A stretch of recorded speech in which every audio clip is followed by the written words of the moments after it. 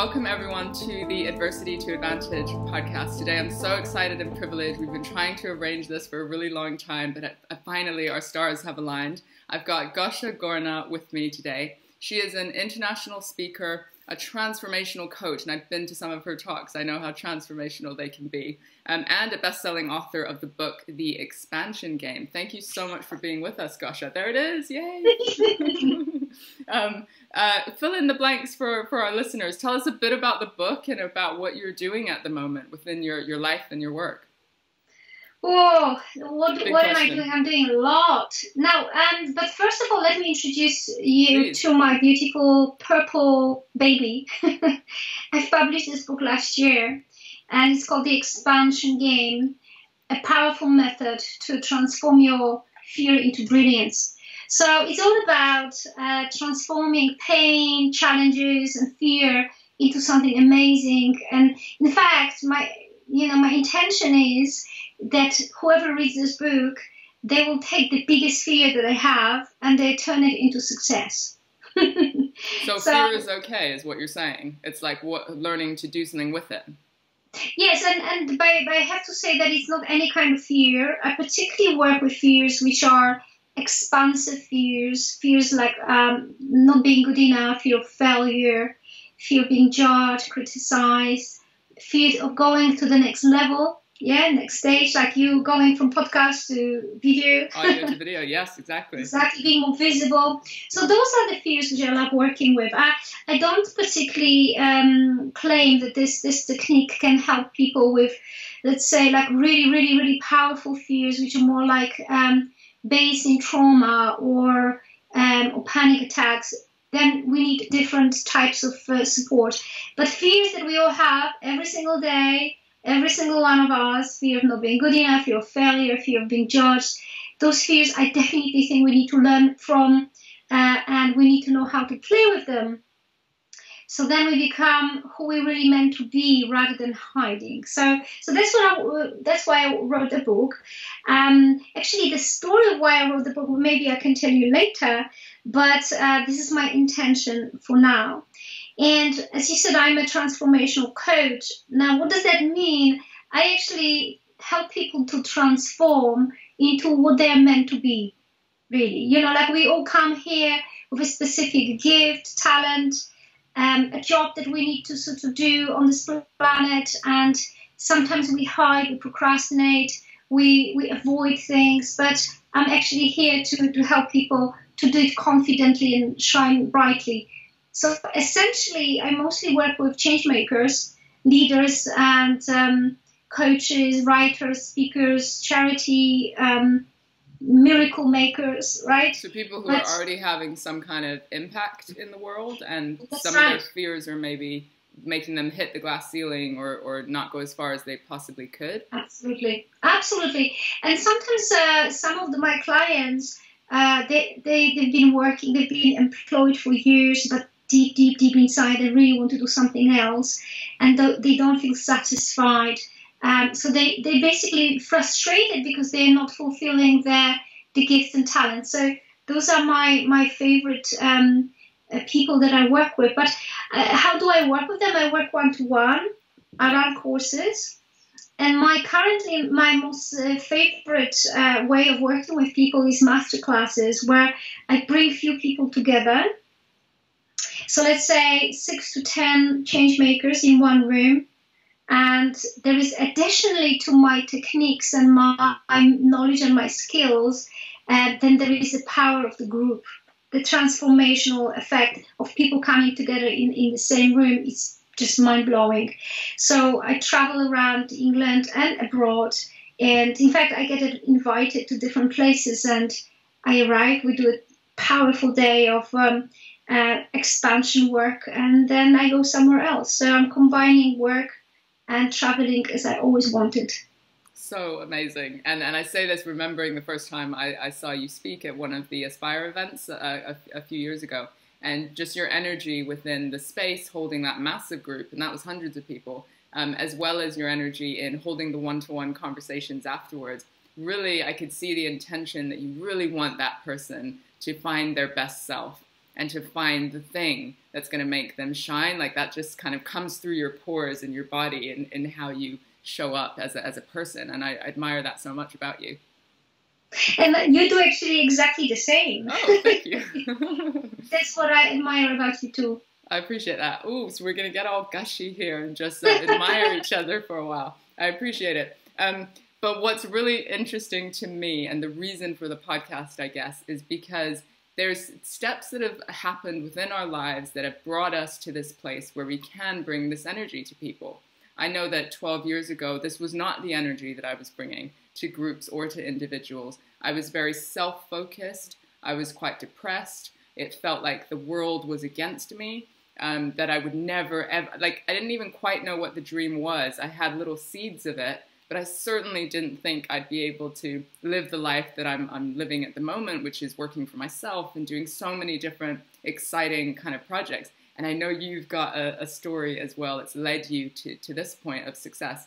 So give us a little bit of context. How were you raised? What was your childhood like? Do you think your parents or the education system like prepared you for what life in the adult world was going to be like? Oh, very interesting question. Well, so let me just tell you a little bit about the adversity side of my life, right? Please. So I had an amazing mother. I still have an amazing mother. She is very wise and very loving, very supportive. And then I had a father who is no longer with us, who was extremely, he had an extremely tough life. He came from a very poor family. There was like 10 children, very, very tough life. And, in families like that, the people actually try to survive. There is not much space for love and conversation and support. So he was raised in a very tough life. And subsequently, many challenging things have happened to him, which he then felt like he was a failure and he was a victim. And so at some point in his life, basically, he turned to alcohol. Now, my father didn't drink all the time, I have to say, but when he drank, he really drank. And then what happened was essentially that he would drink for a few days. Mm-hmm. And for those days, there was no life as I know it now. So everything was actually dictated around his mood, how angry he was, what time he went to sleep. And typically when he was drinking, he would go to sleep around 3 o'clock in the morning. And so till then, it would be quite noisy and shouty and dangerous. And I would never sleep till 3 or 4 o'clock in the morning. And so what I did in those days, I would either cry, I would be very angry, I would, wish he was dead. And I'm saying this now with a smile almost, because it was a very challenging time, but it showed actually the power of my spirit and my brother's spirit. Actually, it was one specific day when my brother came to my room at night, and when my mom thought that we were probably asleep. Obviously, we were not asleep. We were worried about her, and my brother came to the room and he said, I think I've decided we need to kill him. And I said to him, I think it's a very good idea. How are you planning to do so? Right? So maybe I was about 12 years old or something like that. And my brother was a genius when it came to chemistry, right? So he told me how he's going to do it, and nobody will know because he'll go into his, glass. Yeah. He'll get drunk and die of heart attack. So that was all planned. Okay. It's actually planned.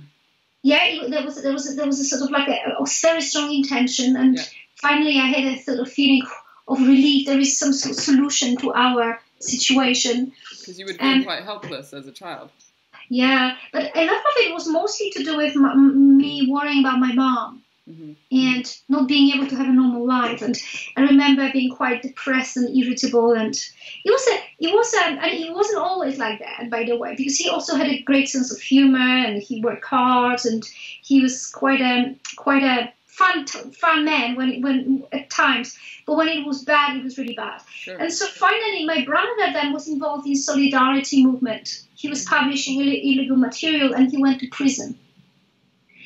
and which obviously I don't say in my book, right? And but he was away, he was in prison, and those are the times when my parents were really, really worried that may never see him again, because political people sometimes were killed. They never came back to their family, and he was very young, so maybe they expected that nothing bad will happen to him, but still my parents were very worried. And when he came back from prison, he said to me, I have read a Bhagavad Gita, which is a very old Indian scripture, Sanskrit scripture. And he said, I think we cannot kill our father. Oh, I got the shivers then, yeah. And I said, why? Why are you changing the plan now? Are you crazy? And he said, no, it's very bad karma. And I said, well, fine then, I'll kill myself. And he said, I didn't read the book. and he said, no, actually, it's even worse. It's very bad. And he went on to explain why I should not do that.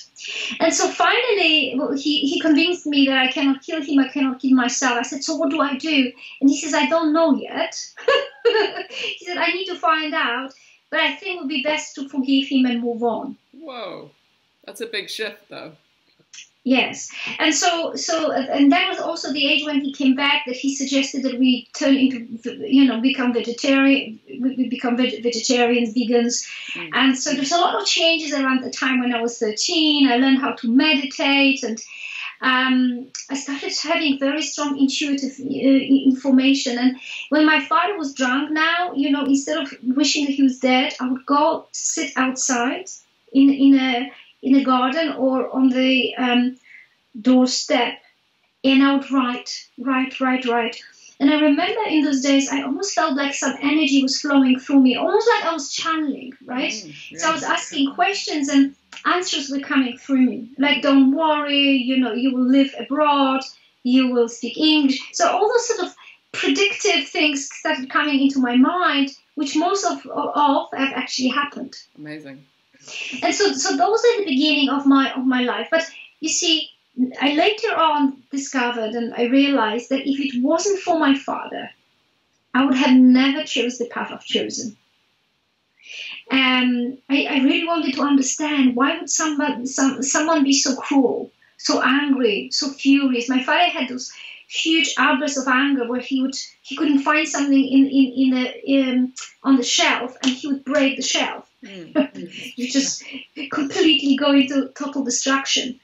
And so I tried to understand why people get so angry. Yes, and I started reading psychological books since then, since I was a teenager. And you see, I've chosen my path because of my father, and it was not because of my mom, who was loving and understanding and sweet and lovely and very motherly. It was because of my father.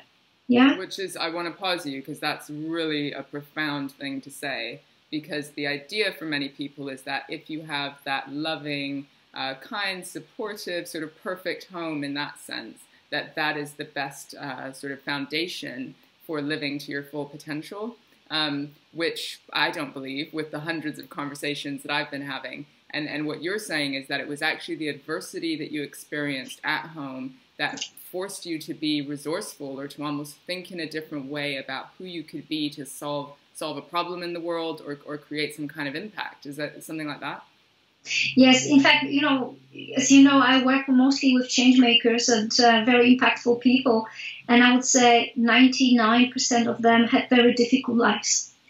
And I'm not actually saying it's good or bad, Sure. Because some of them had nice lives, but very few of them. And so, it's funny. I think I'm going to say something controversial now. I think if it's true that we choose our lives, right, before we come to this planet, sometimes maybe we learn that it's necessary to choose specific father or mother or both for us to learn something very quickly, to accomplish something. And I have learned very early on, when I was young, that I am extremely resourceful, that I need to depend on myself, that I need to be very creative, and I need to take care of myself first. And I've learned that people behave very strangely, even though they love each other. So it taught me compassion, actually. So you learned some compassion through observing the roles that your parents took in your life. Yeah. Yeah. And then where did that lead to? So you're a teenager reading some sort of psychology books, you're meditating here and there. Your brother sounds fascinating that he learned some of that stuff in prison. But how did that then move you forward, and what other adversity maybe showed up? Well, so here I'm going to give you, there's a lot of adversities, but I'm going to give you two, which actually propelled me like catapult forward into my best possible life. So this sort of learning continued, and the difficulties with my father continued till I left home. That has never changed. The only thing that changed was my attitude to it. So I became a little bit more compassionate, but I still felt I wish I could leave as soon as possible. But I wanted to look after my mom, and I wanted to make sure that she's fine. And then I fell in love, and did you read my book, by the way, Petra? I did not know.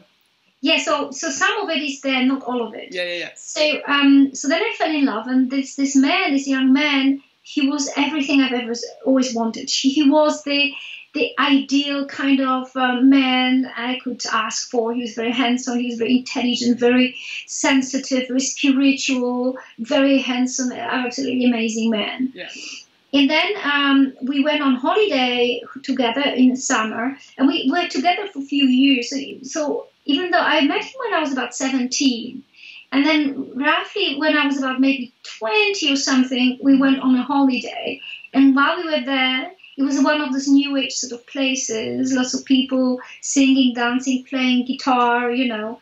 Yeah. And he fell in love with another woman right in front of me. And she was like pretty like you, blonde hair, long fingers. She played piano, and she didn't swear like me. I swear, so I'm not like her.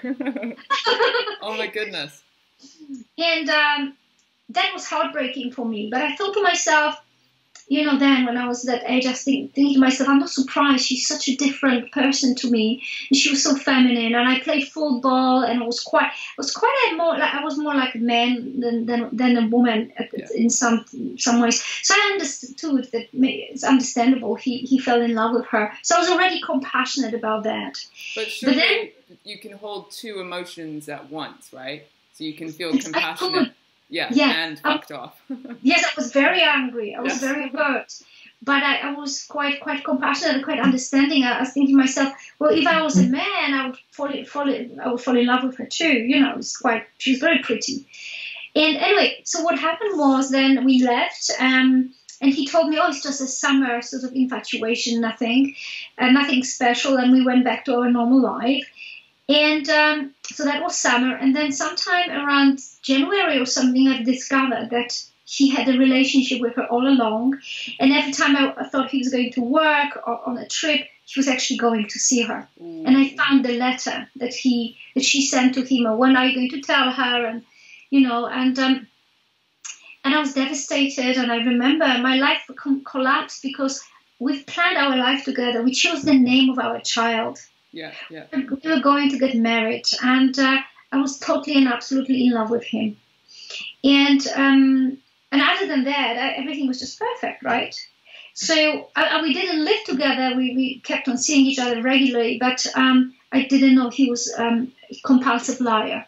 And so, and then he went on for a few months, and then he told me later that he loves us both, and he needs some time to decide. And I was convinced he will choose me. And he came that on a specific day. I was doing an exam in my school. He came with a bunch of flowers. And I was convinced he's going to choose me, but he chose her. And I stopped eating.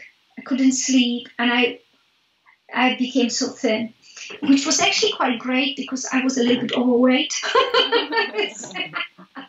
So I lost weight. I look great, right?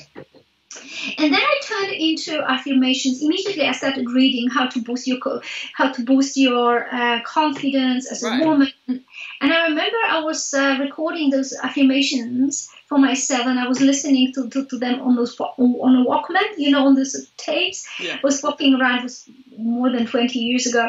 And the things I was saying to myself: I'm lovable, I'm beautiful, I deserve love. So all those things that I didn't know existed, all those affirmations I started using.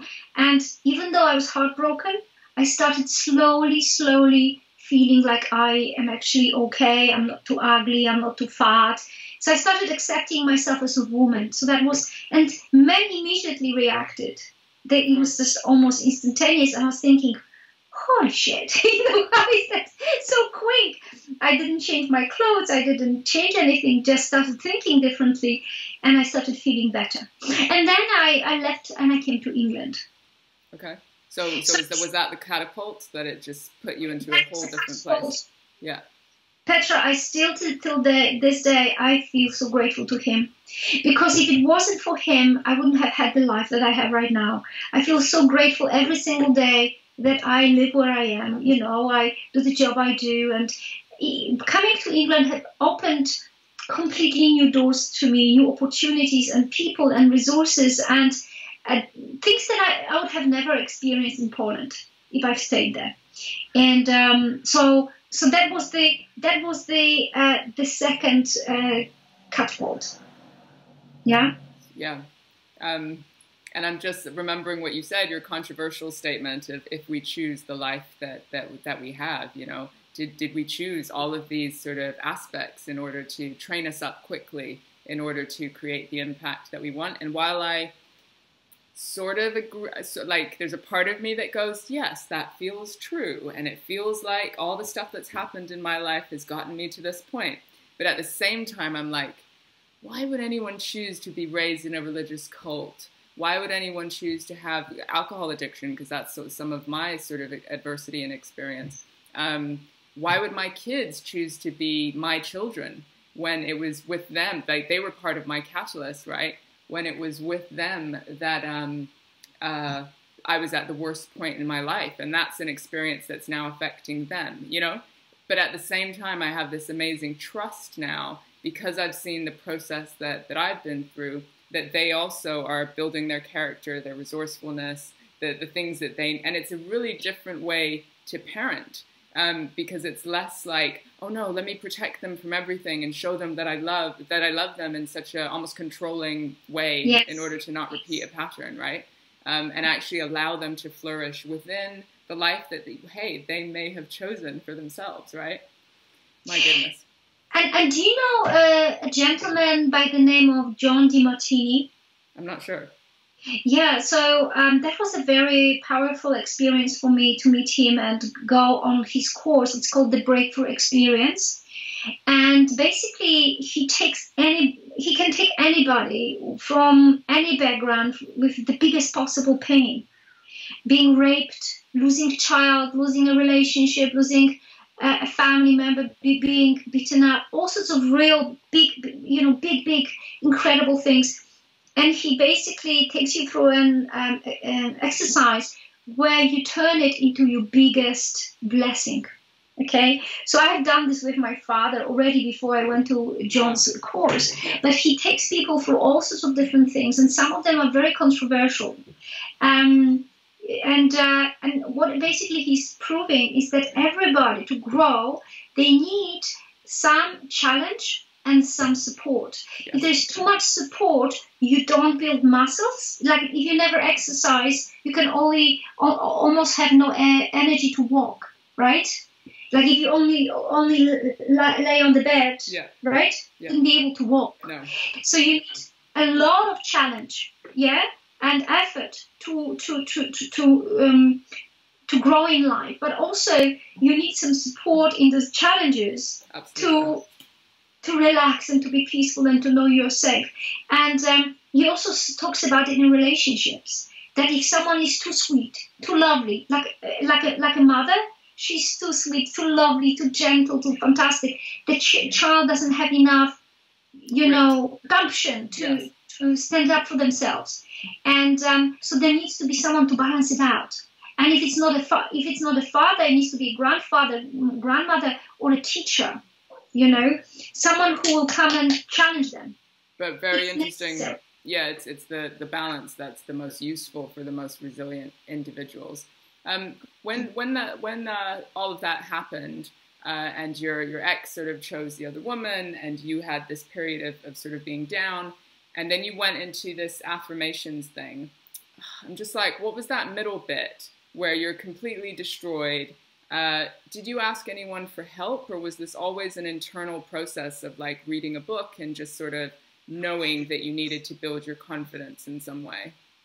Well, this is a very good question. Are you asking me, did I have some form of a therapist or a coach, right? It could even be a friend. It could be someone that you might have been open with about what was going on. Oh, this is a very good question. So I've always been very lucky to have incredible friends. Okay. Always. And I've always taken care of this. And so in my life, friends were almost as important as family. So I've always had friends. I've never really went to see a therapist per se.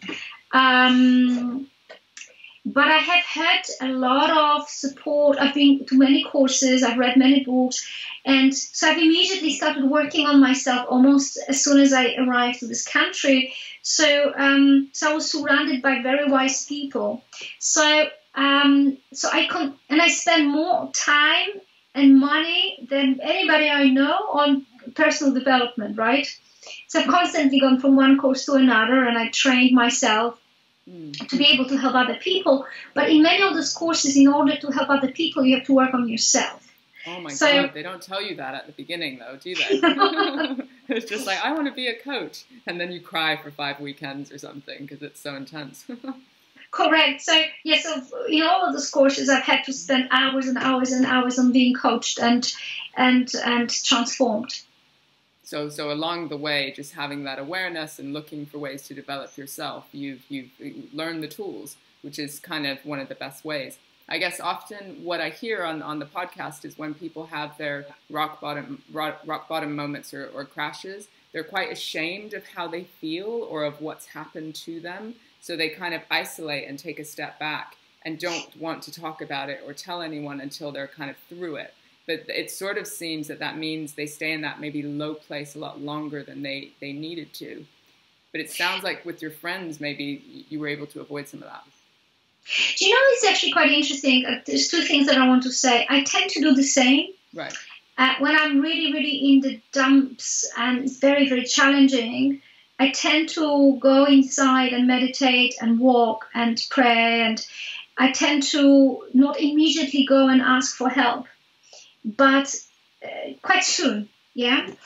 And the reason being is that I have learned that if I immediately go and I go, look, you know what he's done this and this and this and this, we sort of like vomit all over the other person, while really I have learned it's best to take the first few moments, the first few days or hours to really process what's happened and to understand it as best as possible myself, because I'm speaking for myself.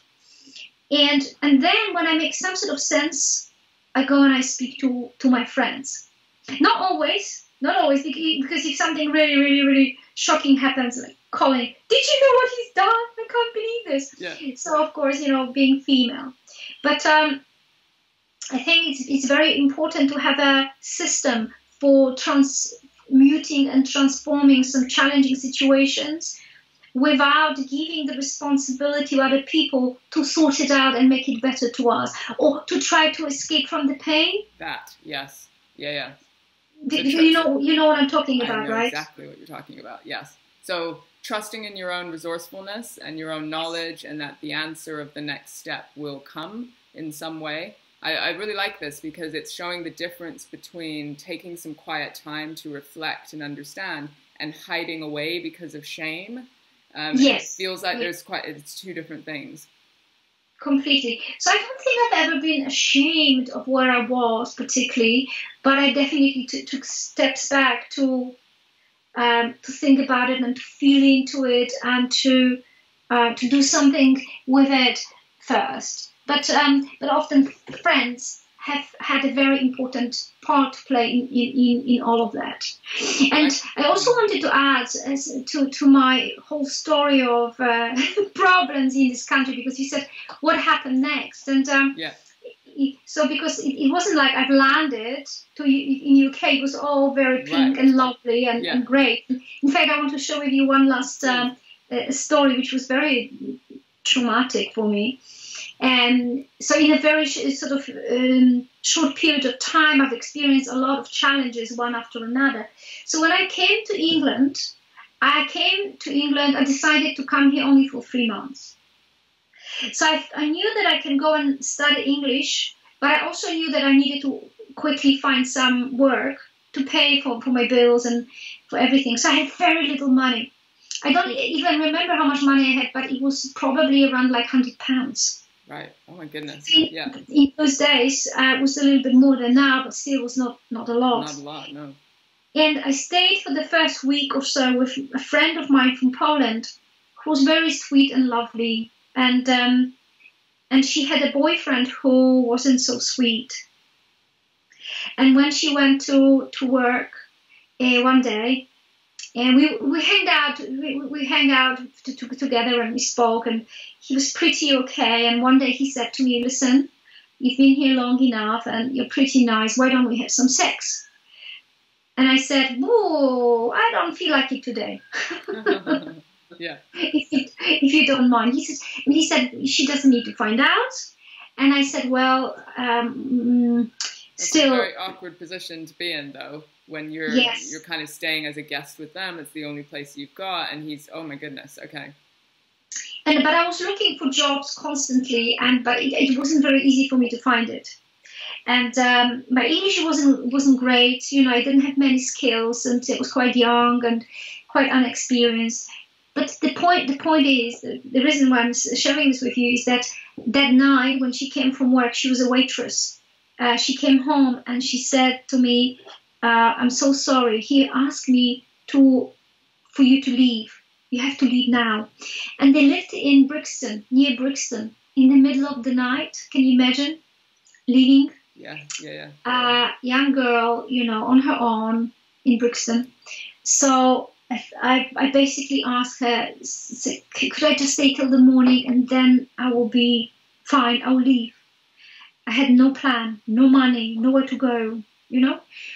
So she asked him, she begged him, and he said yes. So for the whole night, I prayed, I repeated affirmations, and I visualized, I called on angels and my guides. I lit already candles. Back then, you had that whole skill set. Yes, I already did. And plus, you know, I could not imagine anything worse than going back to Poland. Right. So there was, you couldn't fail at this. No, I knew, and somehow I had this incredible trust it's going to be okay. I don't know where that trust came from. And in the morning I got up, I left the bag, like my rucksack, big rucksack, I left at that place. Can I leave it here? And he said yes. And so he was a little bit nicer already, you know, but I've made a decision, I'm leaving. And I went for a walk and I started looking for jobs very purposefully, with great focus. Everybody was saying, no. And then I finally got lost and I ended up in a health food shop. And for me, a health food shop, you know, Petra, is like finding myself in heaven. In paradise. Yeah. Because I was already vegetarian, you know, and I didn't eat meat and organic food. Was like, of course, I couldn't afford any of that food. Of course not, no. So I couldn't buy myself anything to eat, but I was just so excited to be there. And as I was walking out of the shop, the owner of the shop was standing by the door, and he said to me, "Hello, good morning, how are you?" And I didn't know how you were meant to behave in England. Yeah. So I thought he really meant it. It takes a while to realize that.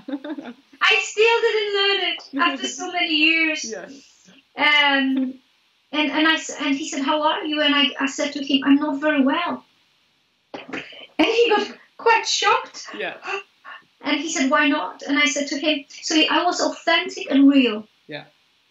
I was vulnerable, authentic and real. And I told him, you know, I'm actually looking for a job. I got nowhere to stay. I've got no money. And I need to find it today. And I'm a bit worried. But you're only doing that because you're desperate, right? So even the adversity of being cornered, like you have no other options, you've got to say that and put yourself out there, right? Which can propel you into something. And so he said, what did he say? So he said, give me your business card. You're like, what's that? I didn't have a business card. I didn't even have a phone number. So I said, thank you very much. I didn't know who he was. Oh, and then I left, and I was walking down the street. I don't know where I was going. I was just going towards the station. Still trusting. I remember quite vividly, still trusting that he's going to be okay, that I'm being looked after somehow. And he followed me in the car. He caught up with me. He stopped, opened the door, and he said, get in. So I did. And he turned around. He drove back to the place where his shop was. Yeah. He still didn't say anything. He took me upstairs above the shop to his flat. And he opened the door and he says, this is my wife. She's 8 months pregnant. And she doesn't have enough energy to cook or clean. Could you please go home, wherever you live, bring your bag and live with us? You told me you can cook. Come back and cook for us. Oh my God. I just got the shivers. Oh, okay. Oh my God. Amazing. So this man, so this is actually, you know, there's many different moments in my life where my life was shifting. Mm-hmm. But that moment, that was the third moment, I was parachuted into my best possible life. Because you see, what happened was, I did cook for them for about a couple of weeks, and they realized that it's not the kind of food that they eat. Oh, right. Because there was a lot of cheese and eggs. They didn't eat any of this. Yeah. And it was a macrobiotic food. It was all brown rice, seaweed. I thought it was disgusting, right? I didn't know how to cook that. So they sent me on a course. They paid for me.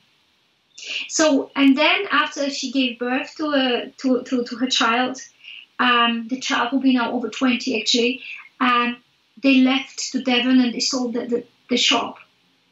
But I stayed in that place where I've learned how to cook, and I kept on studying. I was like an assistant in the kitchen, and then my first ever job actually was a macrobiotic cook, and I used to cook for people with cancer who were actually only going through adversity. So you see, I went through my own adversity into becoming quite successful macrobiotic cook. Work with a lot of amazing women, who many of them has used this adversity to transform their life. So long-winded story, but actually, no, I love it. The most challenging moments of my life turn out to be the best. Oh, we literally could stop there. The most challenging moments in our life can learn to be the best. And also, you're cooking and you're doing all of that, but you're also learning about people. You're learning about personalities. You're learning about what it takes to make people thrive, what people don't. You know, you've got that observation on. I was similar, worked in as a youth worker, worked with young offenders, and I cooked in youth camps, summer youth camps. Shit food, I have to say. This was not my forte or anything. But resourcefulness, team building, learning to talk to people. Like, it was literally, I felt like I was at the bottom barrel of the ranks, right? What the hell am I doing here? How am I, like, I want to be on the stage, like, supporting these people, right? Yes. But no, you got to start at the bottom sometimes. But you don't realize that it was in those moments that I observed. I observed the speakers, I observed the kids, I observed the dynamics between people.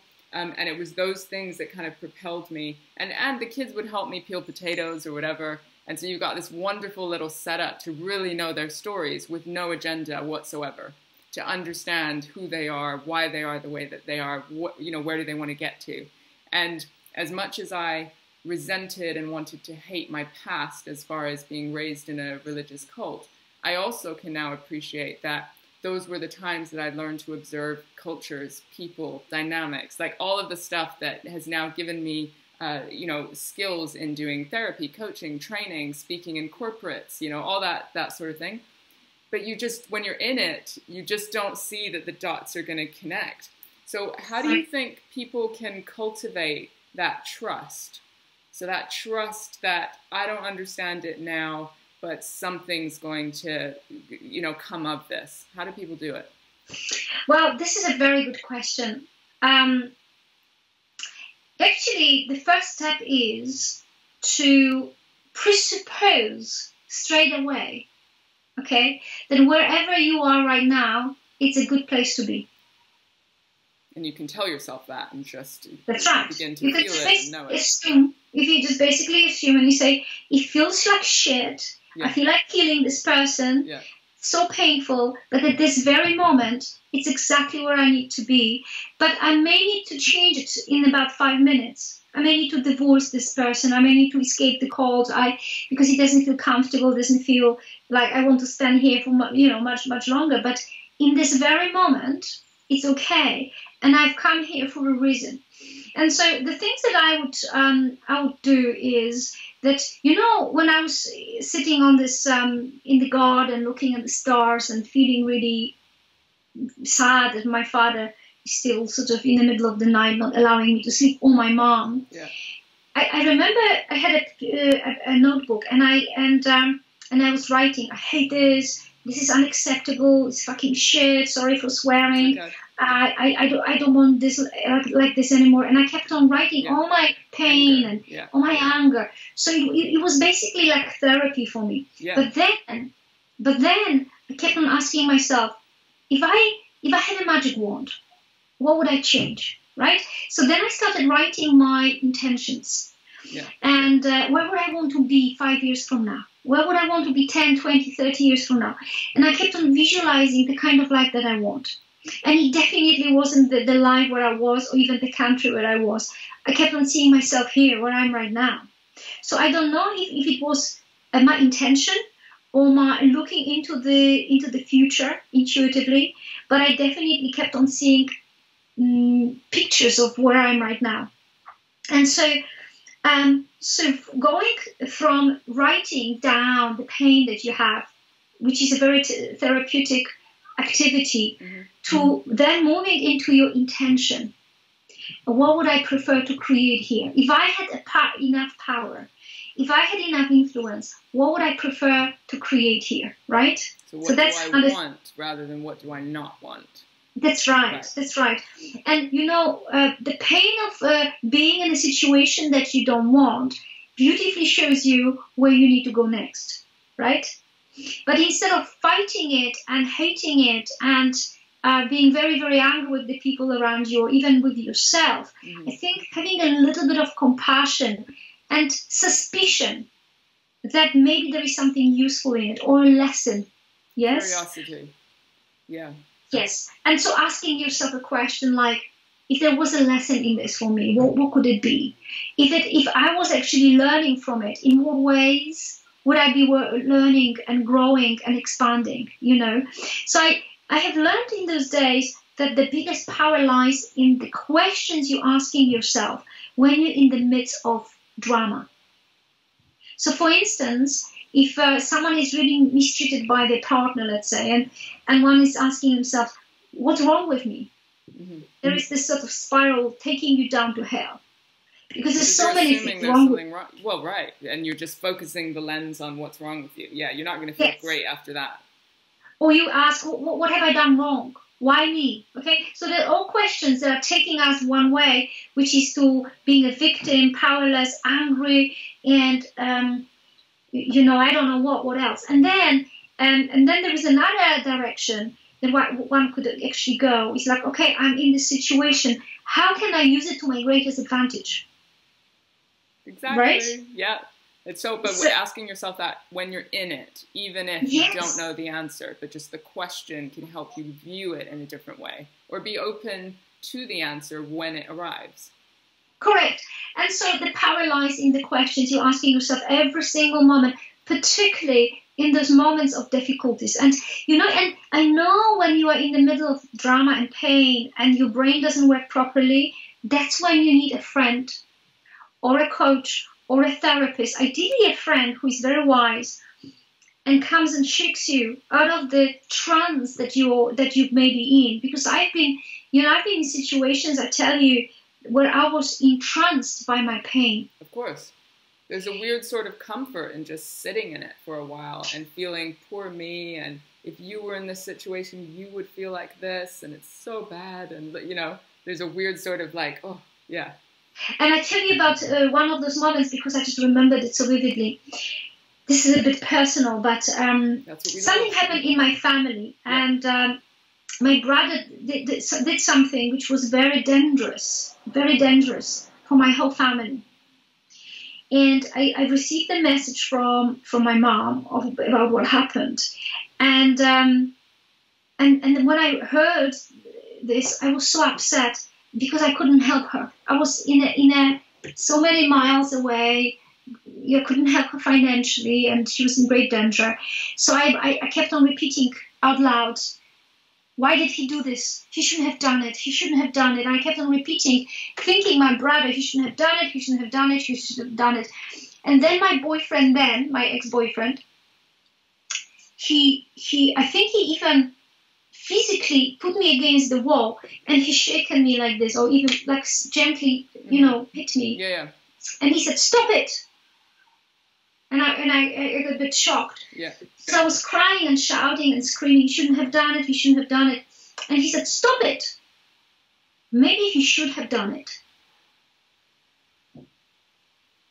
Maybe it was all meant to happen." He said something like that, right? Maybe there's something good in it. And because he said that, and he's taken me out of this drama, out of this trance that we go into when we... why did he do it? He shouldn't have done it. He shouldn't have done anger, it. Our fight or flight response. Yeah. But he was quite violent with it. He was, yeah. And he basically took me out of it, and I woke up from this trance, and I was thinking, well, maybe he should have done it. And if he has done it, and there was a reason for it, what was the reason? And so a great solution came immediately after that. Someone called me, a friend, and she offered help. But if I was in the drama, I would have never picked up the phone. Or if you had, you would have repeated the drama. Or That's right. You just keep repeating the negative message of why he did it, when actually that's totally out of your control at that point anyway. Exactly. So you've asked me this beautiful question, when we are in the midst of this pain, what do? We need to comfort ourselves somehow. Yeah. But take ourselves out of the drama, go for a walk, go and meditate, do some dancing, yes. Move your body, change your state, love that. Yes, change your state, move, speak to a friend. But most importantly, it's what you do inside your head. And just assume from the start that where you are right now, it's actually good, because it's preparing you for your next step of expansion, for your next stage of growth. It's so interesting that the more that happens at each little stage, the more confidence you have in that process. So that each challenge that comes, you then look at it in that way. And I was actually thinking the other day, someone asked me, what would you change? What advice would you give to your younger self? Lovely, and what would that you was change? my next question. Go. Do you know I wouldn't change anything? I would not actually change anything. I would say 99% of the things I have gone through, I'm feeling grateful for. And also I was thinking, what advice would I give to myself? Just do what I did. Just listen to myself. And probably the only thing that I would say to my younger self is, don't worry so much about what people think about you. Because if I didn't worry about what people think of me, I would have written this book a lot sooner. Because you've been doing this content, you've been supporting people through this process for years, right? Well, more than 10 years. I've had this exercise. The exercise was actually given to me during one of the sessions with one of my clients. And I've been using it with many, many people for years and years and years. But I wasn't writing this book of mine because I was scared of what people think of me, and would they judge me? Would they judge my language? Would they judge anything about me? But I was fooling myself that I wasn't scared, which we often do. And that's a conversation for another time, I think. you know, we are afraid, but we don't know we are afraid, and we have those excuses. I'm tired, I'm busy, I can't do it right now. Yeah. And we procrastinate, and we tell ourselves those long-winded stories. Amazing. So I did the same thing. But now I have written it. It expanded me. It wasn't easy. Of course not. Yeah? No. It was easy. Writing a book in itself is a bit of an adversity, actually. Yeah, the whole self-doubt and the discipline Yes. and everything that you need in order to bring your voice and your 10 years of work into sort of one solid form. And do you know, Petra, I want to say one more thing. I've always thought over the years that I am not perfect yet. I need to go to another course. I need to fix myself a little bit more. You know, you probably know what I'm talking about. And so when you're perfect, then you'll do the thing? Yes, exactly. And what I came to the conclusion not so long ago, actually, is that I'm not a person to be fixed. My clients are not there to be fixed either. They are treasures to be discovered. That's so profound. You know, and so if even your life is difficult, even though you've had some challenges and really great pain, you're still lovable, you're still perfect. The situation, it's shit, but you're not really unlovable. You're exactly where you need to be. If it's uncomfortable, you change it. You move yourself to the next stage. But first accept and love that situation because it's taking you to the next level of expansion. Love that so much. So before I ask my final question, where can people find you if they want to get the book, if they want to do some transformational coaching with you, where can they find you? Right. So my website address is www.gosiagorna.com, and it's spelled. Will you put it in the link? I'll definitely put it in the notes. Yeah.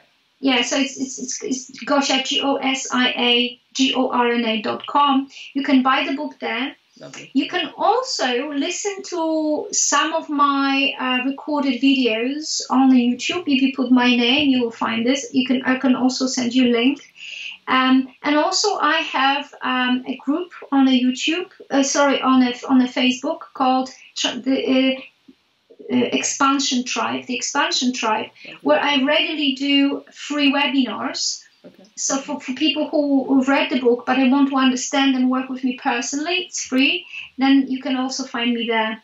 So Facebook, YouTube, and my website. And I run courses regularly. This year I've taken a bit time off from running courses because I've been very busy last year. But I'm also running the master classes. So if you have a group of friends and you are considering yourself as a change maker, a very impactful being, that you want to step into your power more and shine more brightly, then I'll be very happy to work with you or with your group of friends. So exciting. So much going on for you. And so my final question is, what's the next stage of impact that you want to have in the world? Well, I'm actually taking my book and I'm going to travel this year, and I'm going to go around Europe, but I'm also going to Australia and maybe to New Zealand. Amazing. In November. And wherever I am with my book and with my work, I would love to touch those change makers, those leaders who then will continue helping others. And I have, I've planned to write more books, expansion game for leaders, expansion game for aspiring writers. So there's a lot of things planned. And I'm also going to run a course with my writing coach, for people who want to write a book. Amazing. So that's coming up. There's lots of things coming up in the very near future. And it's all very, very exciting. So many exciting things. I've learned so much, as I usually do on these types of conversations. Gosia, thank you so much for your time. We'll put all of that into the show notes. And I think we're going to have you on again at some point just to go further. Please. Let's go deeper. We could go all day. But for now, thank you so much. It's been my great pleasure. And I'm so much looking forward to playing with you some more.